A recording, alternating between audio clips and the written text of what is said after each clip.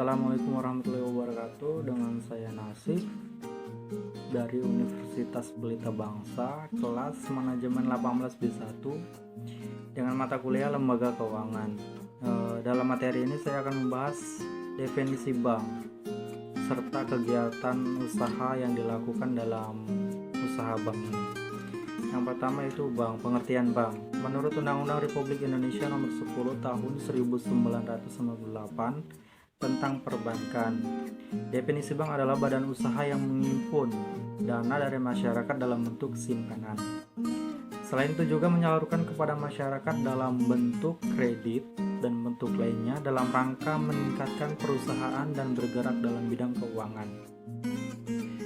Sumber dana bank yaitu sumber yang didapat dalam membuka usaha tersebut, yaitu ada 4 jenis. Yang pertama, dana intern. Dana intern merupakan sumber dana dari dalam bank atau pemilik modal itu sendiri. Yang kedua, dana ekstern. Dana ekstern ini merupakan dana yang berasal dari masyarakat luas dengan menawarkan tabungan, giro, serta deposit.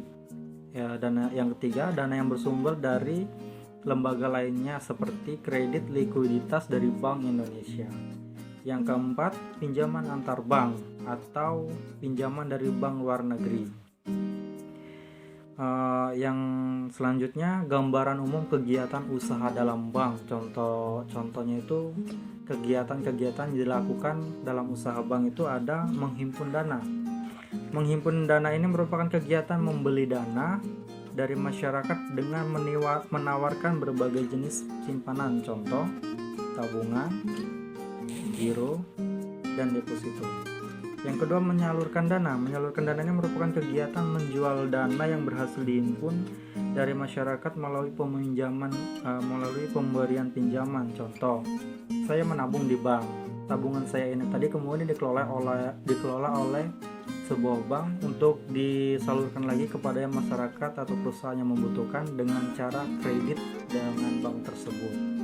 Yang ketiga, memberikan jasa-jasa lain atau servis, contohnya pelayanan transfer uang antar bank. Yang selanjutnya kita mengenal simpanan yang terdapat di usaha bank ini ya. Simpanan-simpanan seperti contohnya simpanan giro. Simpanan giro ini merupakan simpanan yang penarikannya dilakukan setiap saat dengan menggunakan cek atau bilyet giro. Cek dan bilyet giro. Cek ini merupakan perintah tertulis nasabah kepada bank untuk menarik dananya dengan sejumlah uang tertentu atas nama atau orang yang kita tunjuk. Cek dapat terbilang sah dan resmi apabila sudah ditandatangani oleh yang bersangkutan. Kemudian melalui bilyet giro. Bilyet giro ini adalah surat perintah dari nasabah kepada bank yang memelihara rekening giro nasabah tersebut untuk memindah bukukan sejumlah uang dari rekening yang bersangkutan kepada pihak penerima yang disebut namanya atau nomor rekeningnya pada bank atau yang bersangkutan. Persamaan cek dengan bilyet giro ini sama-sama merupakan alat pembayaran giral, mempunyai jangka waktu kadaluarsa yang sama yaitu selama 70 hari. Jadi cek dan bilyet giro ini ada jangka kadaluarsanya yaitu selama 70 hari. Setelah lepas dari 70 hari, cek dan bilyet giro ini tidak lagi berlaku atau tidak bisa digunakan. Perbedaan cek dan bilyet giro ini, kalau cek dapat langsung diuangkan secara tunai. Pembayarannya oleh bank dapat dilakukan atas unjuk atau dapat di-endorsementkan.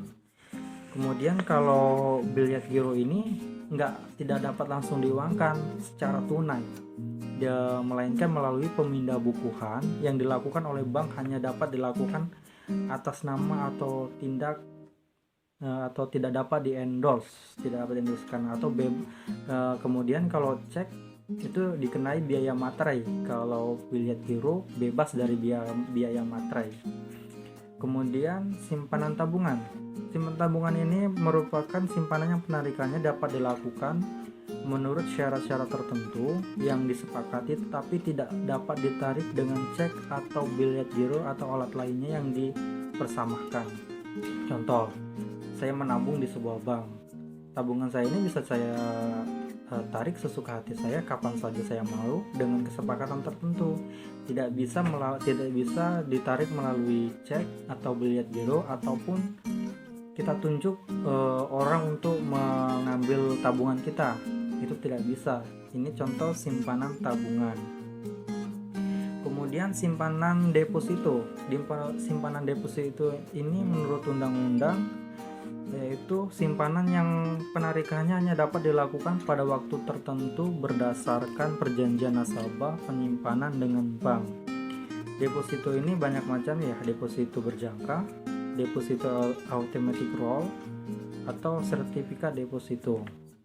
Untuk kita sekedar saran ya, untuk saran kita kalau kita ingin mengetahui deposito yang bagus di bank mana gitu ya, misal kita ingin melakukan deposito tapi kita nggak tahu bagaimana ya untuk mengetahui bank itu baik apa enggaknya.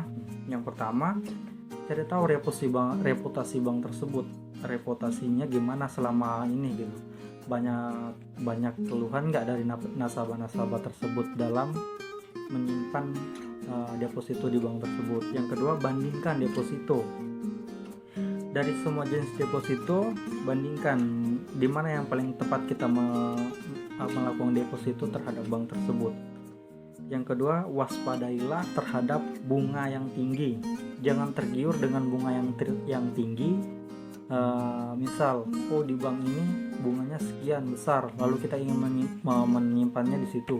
Jangan, itu tidak menjamin bank itu bagus.